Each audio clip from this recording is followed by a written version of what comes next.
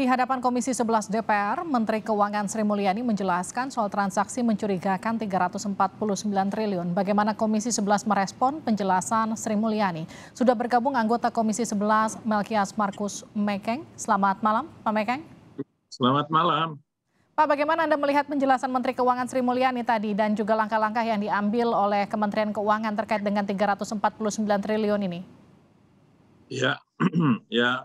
Bu Menteri Keuangan menjelaskan secara detail tentang 349 triliun yang tanda kutip dicurigai dan secara detail. Jadi ada yang korporasi kurang lebih 250 triliun, terus ada lagi yang dari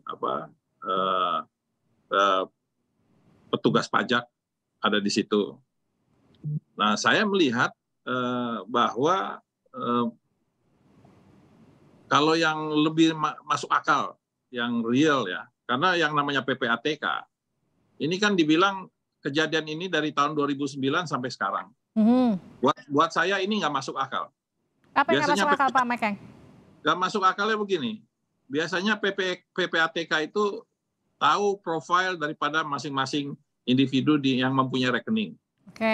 Atau korporasi. Katakanlah si A dia punya profil rekeningnya keluar masuknya berkisar 100 juta, 1 miliar, maksimum begitu, tiba-tiba ada uang masuk 100 miliar. Biasanya dia punya signal dari PPATK langsung keluar dan tulis surat langsung kepada yang bersangkutan. Atau korporasi. Misalnya ada sebuah PT yang kalau dilihat dia punya arus kas, keluar masuknya biasanya 50 miliar, 100 miliar, atau masuk 500 miliar katakanlah. Nah, ini bisa mengundang kecurigaan daripada PPATK dan biasanya langsung ditulisi surat untuk dipanggil, dimintakan penjelasan kenapa transaksi apa ini, underlying-nya apa ini.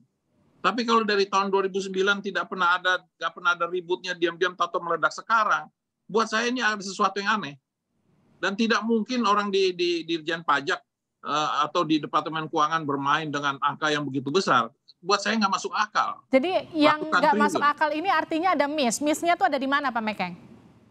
Ya, ini yang harus jelaskan itu adalah PPATK.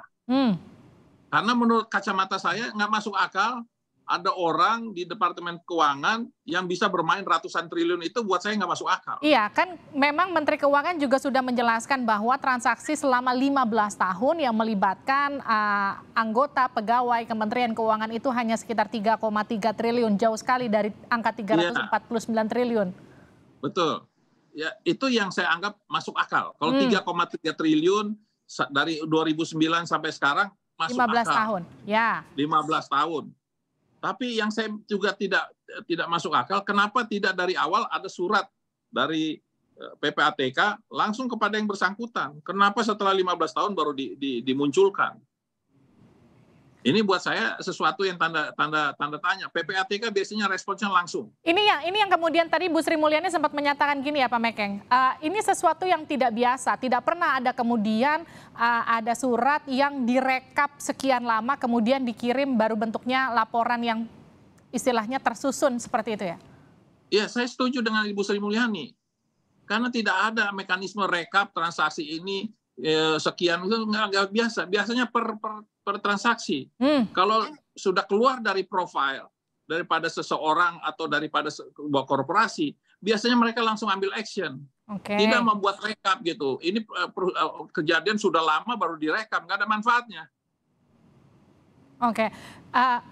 Jadi ini menurut Anda ini apa yang salah? Di mana kemudian yang harus bertanggung jawab? PPATK kah? Kemudian polanya kah yang harus diubah atau apanya? Kalau menurut saya PPATK harus bisa menjelaskan. Seharusnya kan ini kan tidak ke publik. Tapi karena sudah ke publik, makanya sekarang daripada tanggung-tanggung tidak membuat gaduh, tidak mendiskreditkan Departemen Keuangan dengan begitu masif, ya dia sekarang harus jelaskan transaksi apa ini. Jadi masyarakat tidak dibuat bertanya-tanya, ini uang ratusan triliun ini uang apa? Itu Tadi kan juga Pak Mekeng, Anda juga sempat menyatakan soal pentingnya pengawasan para pegawai pajak, khususnya kasus seperti Rafael Alun begitu yang kemudian jangan sampai kemudian terulang. Tapi kan kalau kita memang bicara soal pegawai pajak, itu kan memang ada beberapa yang juga sebelumnya sempat terjerat kurang lebih sama. Kita kenal ada nama yang cukup populer, ada Gayus Tambunan, ada kemudian beberapa orang-orang lagi yang diduga terlibat begitu. Bagaimana kemudian menghentikan siklus ini? Ya, jadi gini, ini di dunia manapun, di luar negeri pun, memang yang paling ditakuti adalah pajak. Mafia aja bisa tekuk lutut sama pajak. Cuma yang sekarang ini kan lucunya mafianya di dalam pajaknya sendiri. Kenapa? Karena masih berlaku man-to-man pertemuan. Harusnya sekarang sudah ada masuk ke dalam era digitalisasi, sudah harus dibuat oleh Departemen Keuangan dan Ditjen Pajak sistem yang membuat laporan pajak itu sudah pakai digital. Ya, dan sangat ini yang mudah. kemudian tadi juga sempat Anda katakan perlunya digitalisasi sistem ya Pak. Ini belum berjalan.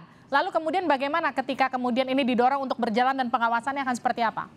Nah tadi Ibu Sri Mulyani menjawab bahwa sedang dibuat, sedang proses. Mudah-mudahan 2024 sudah bisa di-launching digitalisasi tentang laporan pajak. Tadi yang disampaikan oleh Bu Sri Mulyani. Oke, terima kasih telah bergabung bersama kami Pak Mekeng di Sapa Indonesia Malam. Sehat-sehat terus Baik. Pak. Ya, terima kasih.